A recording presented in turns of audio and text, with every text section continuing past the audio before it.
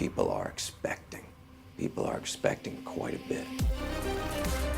This is your time. You want to win. You're going to be like this. There are no shortcuts in life. You'll get better because you make each other better. The inches we need are everywhere around us. I know plenty of people that are capable. I know fewer people that are willing. You have to believe it to do it. Now, what are you going to do? Welcome in, everybody, to another episode of Sideline Sessions here on the B Podcast Network. It is a pleasure, as always, to have you with us. Thanks for being here for another conversation about coaching. My guest today has coached a variety of different sports, both team and individual, and we're going to get into that. He is Aaron Makelky. Aaron has served as a head high school football coach for 12 seasons in the state of Wyoming. He also was an assistant football coach for 4 seasons and has also coached wrestling, basketball, and track. He's currently consulting with sports teams and elite individuals who want to learn mindset and mental conditioning skills in addition to his other coaching. Aaron, it's a pleasure to have you here. Thanks for having me, Ross. I'm excited because you've been involved with such a variety of sports, and I do want to kind of draw out a lot of that experience here for our listeners that will sort of talk a little bit, some team sports stuff first, and some things that are particular to that, and then sort of organically transition into some of the individual things. And, to give a little thought to our coaches, our parents, our other people who are listening. So from a team perspective, culture building is important, right? In your case, when you're thinking about it, how do you determine, first of all, the culture you want to set? And you've been doing it for quite a while now. Has that evolved? How has that evolved as you've gotten more experience, been with more teams, variety of compositions of those teams, right? That's a great question, Ross. So I would say it's evolved in the sense that over time, I've narrowed my focus and tried to do less better. And I don't know if that follows necessarily my experience or the size of program, but in terms of being a head football coach, I started in a school of 150 to 200. The team was maybe 40 kids, 45 in a good year.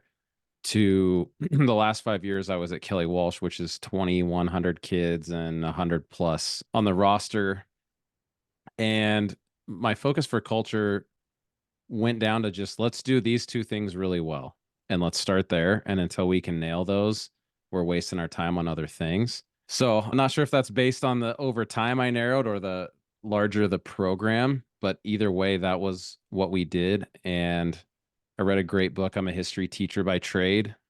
And there's a book called Steal My Soldiers' Hearts. And this guy talks about taking over a combat infantry unit in Vietnam. And it was, until you can do these two things well, the rest don't matter. And I thought that was a great philosophy that sports coaches and football teams could apply. So we started with the outcome and then said, what behaviors lead to that and what value is that based on? And we made what we call the culture blueprint. And it was just a 3x2 grid. And that was the basis of everything that we did.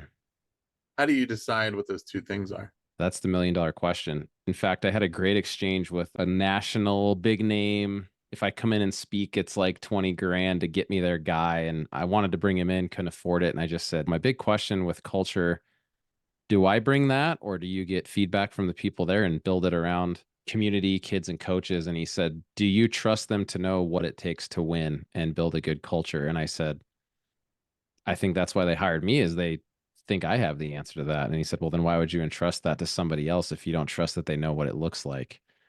And that really changed my mind. Not that it's a dictatorship, but if those values aren't something that you, the head coach and the leader of the team or organization, eat, sleep, and breathe, you can't just change those to appease people. So they evolved slightly over time, but 95% they stayed the same and just said, this is what it takes to win. Service over self and a brotherhood. Raising standards, like those things are universal and they might look different in different sports or in school versus on the football field, but those are the foundation of everything we did. So I thought that was great advice and I followed what he said. Yeah. How do you go about building that then? So once you've determined what you want it to look like, who's involved in that? Is it, get the rest of the coaching staff on board? Are there leaders within the team? The implementation and sustaining of that culture. Starts with the administration, I think. And something I learned from a really good principal that I worked with was the things that got you the job will not keep you the job. Your resume and experience got you in there, but it's not going to keep it. And his advice to me was you need to go straight to your administration day one on the job and say, what are the non-negotiables to stay here? They'll have theirs. And then you share with them, this is the culture we're trying to build, and I have to know you support that, or maybe give me some guidance. And start there, because you're not going to be able to enact that and execute on that if you're not supported by your administration. From there, definitely the coaching staff, and then the leadership, whatever leadership organ you have within your team, captains, a leadership council, 4 guys per grade on a football team, whatever that is. And then from there, it's the parents, because they have to know what their kids are going to get out of your program. So parent meeting is obvious, but through the in-app communication, the website, putting it in the header of any newsletters you send out or schedules you send home, and just copy and paste that everywhere so that everybody knows what it is. But I think administration down is a good way to approach that. I mean, that brings up an interesting thought, because really haven't discussed this with anyone at the high school level, but we had a previous episode where we talked about this bit with Coach Mike Jarvis, who coached basketball for more than 20 years at Division I college level at a variety of programs. And that was part of the lessons learned, is when you determine kind of what you want your program to be, what you want players to be learning and developing, how you want to build that program, that culture, that approach to the character of the players you want to recruit, how you want to build it, and so on. How are you identifying before you take a job, hopefully? But then once you do, if you have an administration who's on board with that, who sees eye to eye, who is in agreement with what you want, and particularly when you're talking about Division I college level, yes, hopefully there are and should be things beyond wins and losses that matter, but eventually they're going to want to see some evidence of that. But it's okay, I'm building my program, and once we have the program in place by year 4, we're going to have a sustainably strong program where we can consistently have success on the field, on the court, academically and otherwise, right? Or I need to see year 1 that there's improvement in those things, and that's going to be different case by case. At the high school level, again, it's not that there's no concern for the results in the standings, but there's other things that matter. But how do you go about having those conversations with administration to really discuss what are the goals of the program and what we're working toward, and what those timelines look like, and what evidence of success looks like beyond the black and white on paper stuff? Absolutely. And the more new you are to the community or school, the more important that is, because if you've been there, been an assistant, the AD or the principal, you have a feel for that, or you know what led to the change that you're coming in behind. One example I'll just share, I think there's what administrators say and the journalist gets out of them, or the parent meeting, but then there's oftentimes a different angle behind closed doors. When I approached that with my head football job, the first one that I had, I got it. I was probably the only one who wanted it. It was not a good job. And I was young and naive. But I went to the principal and I took a notepad out, and I just say, if I'm going to talk to you, we're going to take notes. And I told him, what are the things I need to do to show success? What's that look like to you? And keep my job. And he gave me a list, and I wrote them down. And I tried to tactfully revisit those as often as I could, especially in an evaluation meeting. Like, hey, you said you were big on being a great communicator within the school. Here's 3 ways that I work to do that. If I need to improve, let me know. But I'm referencing what you told me in July when you hired me. One of the things that my first boss told me was, I don't want you to get frustrated and quit. And I said, well, why would you expect that? And he goes, I don't think you guys will win a game for a couple years. And I just want you to be realistic and not think you're going to have success right away. Well, he never would have said that in a parent meeting or to the newspaper. But that was the first thing he told me when I took the job is I have really low expectations on the field, and I don't want you and your staff to get frustrated and leave if you don't win right away, which reinforces why that's an important conversation to have behind closed doors. Cause I didn't think any principal in America would think that, but that was his perspective. And in some ways he was right to think that. Right. And then is going to be a difference in the way you go about it. There's not always a ton of options, but there certainly could be some quicker fix approaches. Maybe you feel like you're cutting a corner here or there, or compromising on some of the values you want to instill in the program to have a little bit more success in the traditional metrics early, but that might not build the strong foundation for what you really want long term, versus saying, okay, we're at least in alignment here, that there's not an expectation that we're going to win a lot right away. And if we can exceed those expectations, great. But if we don't, we at least understand, okay, we have the time to build what we want to build, and we can determine for ourselves what we think it looks like when we're making progress versus when we don't. But when you're coming into a place that historically hasn't had a lot of on-field success, it's going to take some time to establish that it's going to be different, right? For young athletes to want to be a part of that team or that program, to say, look, if I join and I put in the hard work, we have a chance at doing something here. It's not going to be 4 years of never winning or whatever the case may be, or it's worth it to put in that effort because I'm going to feel like I'm a part of a program that has a positive trajectory versus one that's just consistently spinning its wheels, lack of direction, etc. And those things, I don't know that every high schooler can necessarily express that, or but they can feel it. They can tell the difference between something that's being built with intentionality and a plan and a vision, and something that's just kind of neglected. And I would add, I had a coach ask me this: have you ever been a part of a staff that didn't do anything intentional with culture and they just ran drills and did plays? And because he had been on my staff, I think, for 3 or 4 years when he asked me this question, I said, yeah, I have. And he said, did you ever think maybe we'd win more games if we didn't spend any time on culture and leadership? And I just said, well, what would be the point of all the plays and the strategy and the lifting if that's all we ever did, especially if you don't win? How would you get kids and parents to support your program? And he was just like, oh, well, I've only ever coached in places where that was a very intentional, we had a leadership kind of course element built in and captains. And to a young coach, he thought, maybe that's all a waste of time and we could have lifted extra weights or ran extra laps during this time and it would have got us a better on the field outcome. And so there are people that see it that way, but my response is, and then what good was that program or experience for the kid the day they leave? If you didn't win a state championship or an all-state award, then what did you get out of it? And was it worth all the time and effort you put in? Yeah.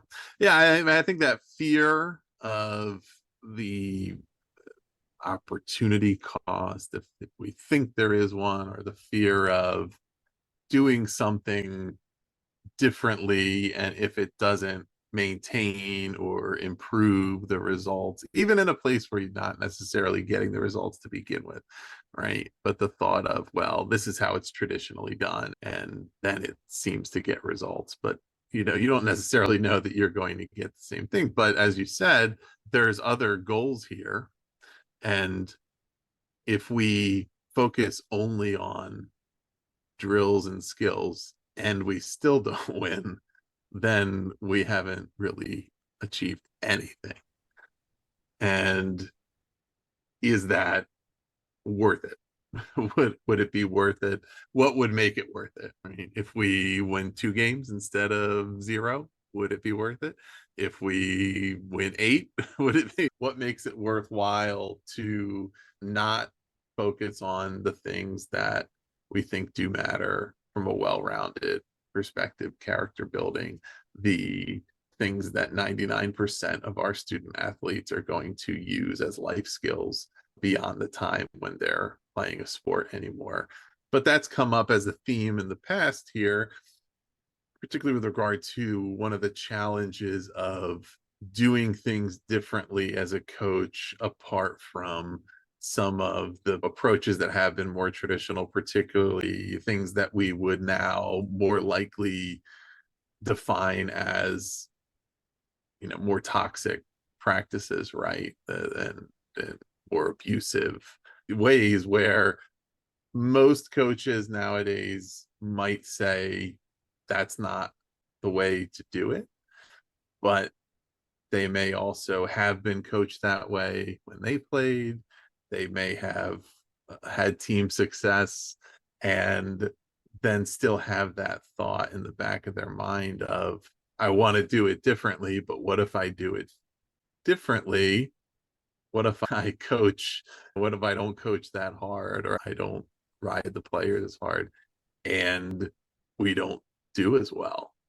Then what? And that's a talk that go into your administration beforehand, even things as little as how you warm up.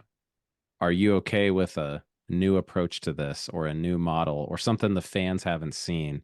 The obvious ones are your schemes, your offense. In a small town, I can tell you changing the decal on the helmet can cause a civil war if you don't have support of your administration and somebody goes, we've always had this logo or this color, or the mascot versus the school letter on there.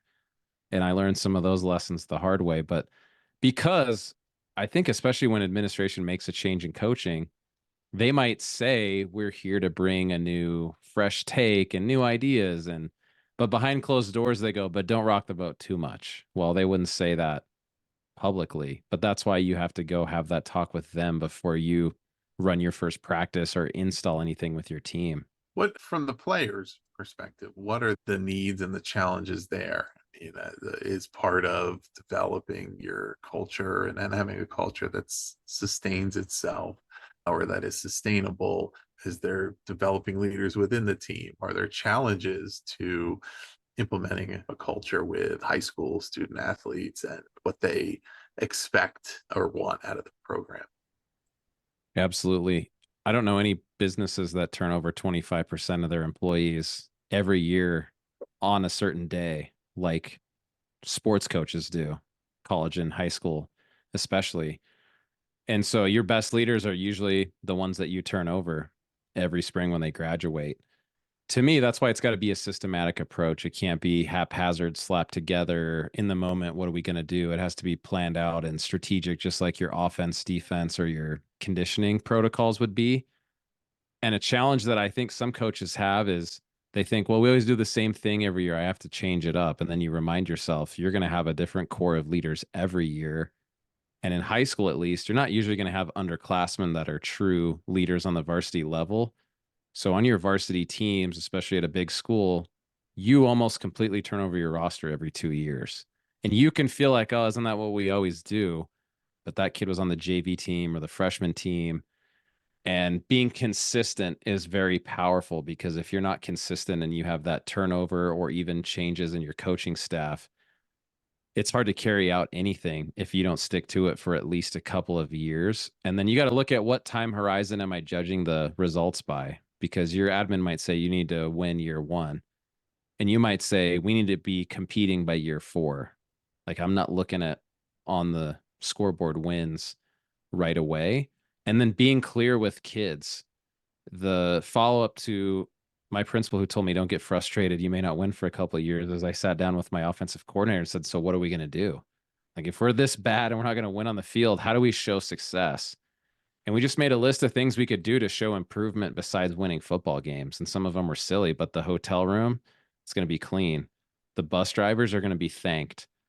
The teachers are going to appreciate the attitude and timeliness of our kids. I don't care how talented you are. And we just made a list and said, well, let's do these things. And then we have to make sure kids understand these are the prerequisites to winning. If you can't keep the hotel room from getting trashed, don't expect to compete for championships on the field. And then they knew, like, that's why those things matter. And we focus on those. It's not taking away from on the field success. It's preemptive to those. That experience, I mean, what did you learn about how you may have approached stepping into that job had the administration not given you the expectations first, right? I mean, other than historical performance, how would a coach going into a new situation figure out what they think their expectations are for that first year, those first couple of years, until they've really had a chance to work with the team, which is likely going to be, it's going to be a little while after you've taken the job, right? But you want to early on kind of have those expectations, but I guess you want to manage it. You don't want to be intentionally sandbagging expectations, but at the same time, most of the time, right, you can look at, okay, this is a program that has or has not historically had success. So if I do a good job, I can, at least that's my baseline. But other than that, how do you know and when do you know? Well, I think you have to define what success is for yourself as a coach, because no matter what the community or the last 4 years records indicate, you're the ultimate judge of success or failure. And I think it has to be calibrated based on a lot of things, but one that I learned is there's a transition period. We started referring to the first year a staff takes over at a place as year 0, and said it's all about the standards, expectations. Here's how we line up to stretch. I mean, everything is different potentially. And until you get through that, you haven't really signaled who is going to be a part of your program versus who isn't. And it takes a year to establish those. And then kids go, I want to be a part of that team. I see what they do. I want to be a part of something bigger than myself that values teamwork and leadership and culture and character. But then there's some who don't. And I've had that. The hardest in the world, I think, is when you take over and inherit a senior class, because they go, well, for 3 years we did X and you want us to do Y. That's not how we do things here. You know, who do you think you are? Why would you change that? And that's a huge challenge. And there's no way you can have long-term realistic assessment of success until you go through that process, which I think takes at least a year. So our staff just called that year 0. Yeah, and I would imagine in that case, that's an area where you can even have more of a challenge if you're new, say, like coming in from the outside of a program, and probably not all too common occasions this happen, but if you're coming into a program that has been successful and you're wanting to build it the way that you want to build it as a coach, right? And you have the players who have been there and who have said, look, this is the way we do it, and we've succeeded. Versus if you're coming in with a senior class that hasn't been winning, hasn't won, they're going to say, look, yeah, if you can give us a chance to have some success here before we graduate, great.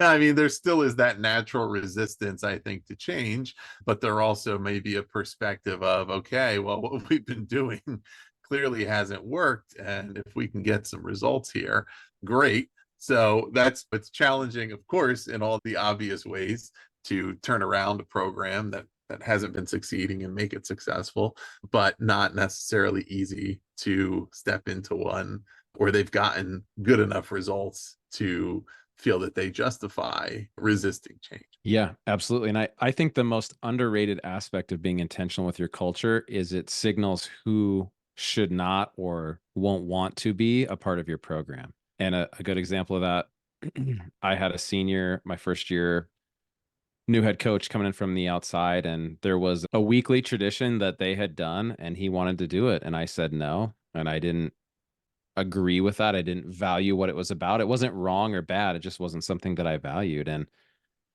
he just could not accept that. And he quit.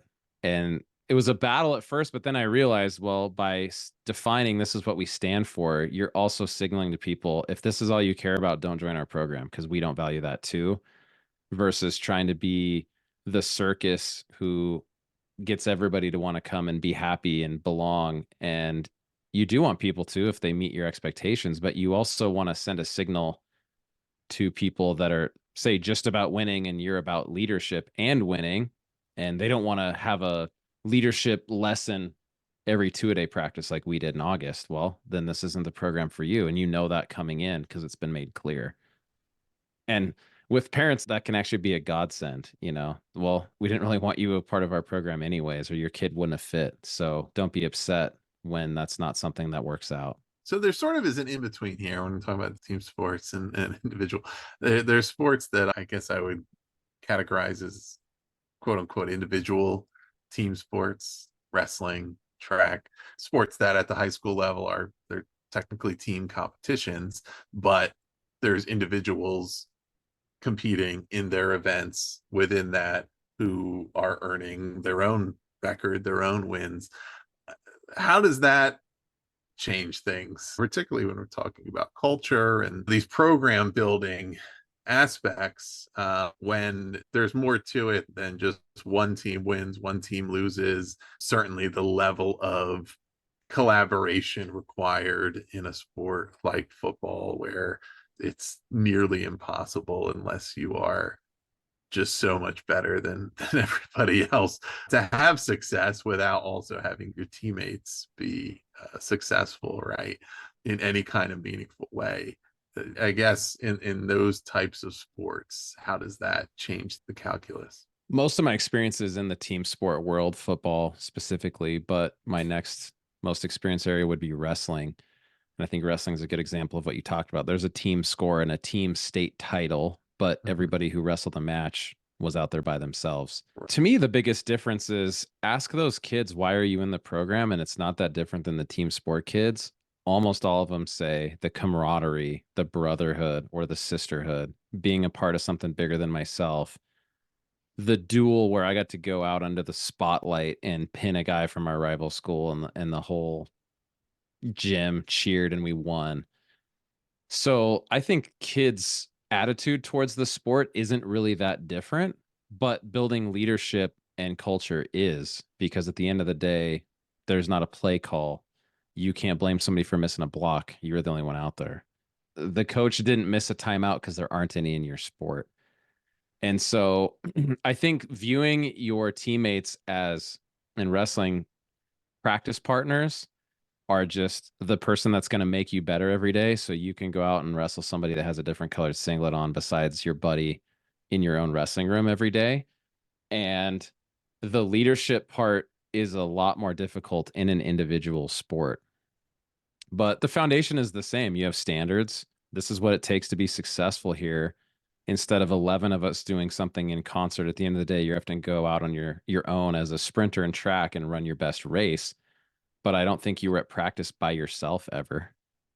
Same with a wrestler. You didn't ever go in the wrestling room by yourself and just drill on a dummy for a whole season. So you still are impacting other people's success because that's your teammate, your practice partner. They're determining the culture of your program. Maybe say a wrestling team has 40 wrestlers. They're 1/40th of the culture. Yeah. I mean, it's interesting because you, in some ways, you could see how for at least certain individuals, it might make them less interested in the team if they are succeeding in their individual competitions and feel like, I don't really care so much about the team result. I'm focused on my record. But for others, it might make them even more invested in helping their teammates improve because they can't do anything about it once the competition starts, right? If you're a basketball team, for example, you can more or less control who gets the shots. Or if you're a football team, you can kind of game plan or putting it in certain players' hands and things like that to a certain extent, at least. But in a sport like wrestling, once that other guy's out there, you have to hope that he's ready to succeed. Even in a sport has some similar concepts like baseball, right? When somebody else is batting, you can't do anything. You have to hope that they're going to be successful, and then that's going to help you win. And so that's all those things. Okay, how can we make each other better in practice? How can we work with each other to say, okay, because no matter how well I do individually, we can't possibly win unless other guys are also succeeding. And so it really, once, and hopefully if you have, I guess, a culture where there is the top concern for everyone is the success of the team, then there's got to be even more emphasis put into it, so that it's, presents its own interesting challenges, I'm sure. Yeah, and team sports are more of my bread and butter. So I'm not an expert on the individual thing, but I do. If you took a poll of track athletes, wrestlers, golfers, and said, what was your favorite thing about the experience of your sport? There would be team and, teammate experience would be a huge part of that. It's not just about your performance by yourself out there on the field. Yeah. And now, purely individual things, I mean, that's when you're training an athlete or working with them on their goals. I mean, it doesn't really matter what their sport is. Maybe their sport is a team sport, but you work with them individually. What are some of the areas you're focusing on there, within or outside of the fundamentals and skills associated with their sport? Yeah, absolutely. I was lucky in high school to be a part of a really good wrestling program, and we had an assistant coach who was obsessive about goals. And at least back in the 90s, early 2000s, I don't think too many wrestling teams had classroom meetings regularly. And we thought that was so dumb. Like, why can't we go lift weights or wrestle? And he made us write down and revisit our goals every week and share them with groups. And I learned from an early age how important those are. And that's something that I have my athletes do. And I have the fortune of teaching a leadership class right now. And that's what we start every Monday with, is we just call it a goal setting review, and they have little groups. And we gave our athletes this year something called a success manual, and just said, if you want to be elite, here are all the areas of your life that you have to excel in. And there are standards for academics, there's standards for nutrition, there's standards for sleep. No high school kid is elite in all of those, but some of them say they want to be. We gave them those written out and in the format of gold, silver, and bronze level. So I want to be amazing at this. I want to be really good, or I want to be pretty good. And it's okay to say, I just want to be pretty good at grades because I have straight D's. So shoot for bronze. And mixing those in with performance goals in football, that's often weight room maxes 40 times, something you can measure the first week when they come in and revisit throughout the season. And I think letting kids have some autonomy in how they set those and say, here's performance goals for the week. Here is non-performance goals. So whether that's academic, attendance, nutrition, sleep, studying my playbook. I'm going to do an hour every weeknight in my playbook, and then putting those somewhere they see them and revisiting them with their group or their position area or their teammates is huge. And I have a little template of goal printouts that we use, one for football, one for class, and do it on different time horizons. So short-term, intermediate, long-term, high school, career, and just say, keep those in front of you at all times. Yeah. What about something like mental other mental skills, mental conditioning, but can that be taught? I think we typically think of it as it's a natural trait, or it's something that is individual athlete just goes out and they develop it, right? Or they're just motivated.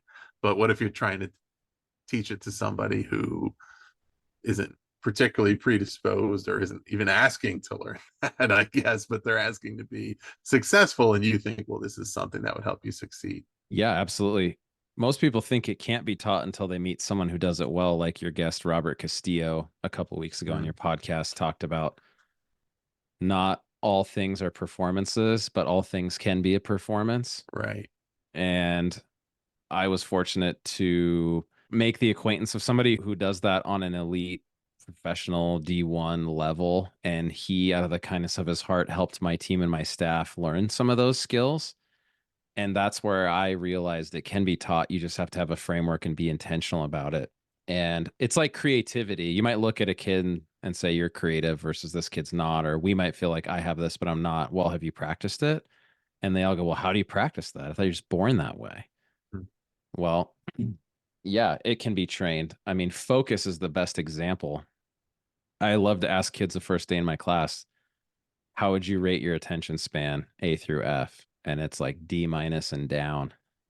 Yeah. And they're like, but that's just how it is. And I go, well, do you practice that? Well, you can't practice that. What do you mean? I just don't have a good attention span. I don't have a good memory. I'm not confident. Well, have you put any time towards improving that skill? No. Then don't expect to get better. And those can be taught. I've had a little experience. I got to work with a sport that I know nothing about and I'm terrible at, an alpine ski team where they just race down a mountain really fast. Mhm. And that, to me, that's got to be 90+% mental on race day. And they go, okay, well, I have to perform for these 2 minutes and it might be windy. The conditions might be this way. I might feel nervous. And what we did is just said, here's 3 fundamental skills that we can give you, and practice those in a classroom setting, and then at practice on the hill, and then game day, which for them was the state meet in Jackson Hole, Wyoming. They go, wow, I didn't know you could practice that. I didn't know that was a thing. I thought you could only do physical stuff like lift more weights or work on my ski technique. So it is for sure. And it makes a big difference once you put the time into making that a priority. Yeah, I mean, how much can you introduce adversity and challenging circumstances, all the things that you would need to utilize your mental skills and your mental toughness to work through when you only have so much time and opportunity to work with, right? I mean, often, especially in the professional ranks, for example, it's often taken as a given that athletes and teams have to have gone through failures maybe a number of times before they learn how to win at the highest level. But you don't have that much time, right? You may not have, you have a certain number of games, but realistically, what you have more of is practice time. And to the point you mentioned from Robert, I mean, everything can be the performance. You can, if done right, you can practice like it's a game. Put yourself in the conditions of fatigue and other things that would represent, okay, well, when you're in the fourth quarter, you're going to be tired. This is going to be happening. That's going to be happening.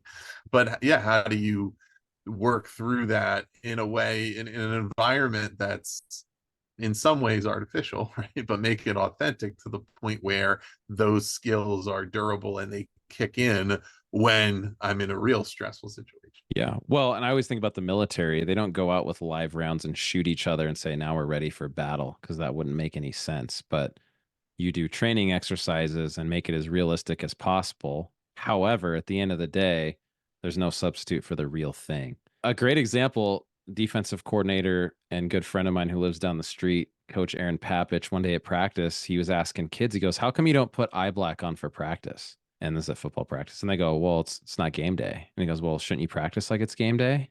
And you could see they're just like, man, I got no answer for that. And he goes, so if you're going to wear eye black or wear certain gloves or your whatever accessory, that's cool. Wear whatever you want, but it should be on you Monday through Friday, not just on Fridays. And then I never thought of that. You don't have to be a sports psychologist to go, oh, well, that kind of creates the atmosphere that you want kids to have when they're trying to perform their best. Why wouldn't you do that?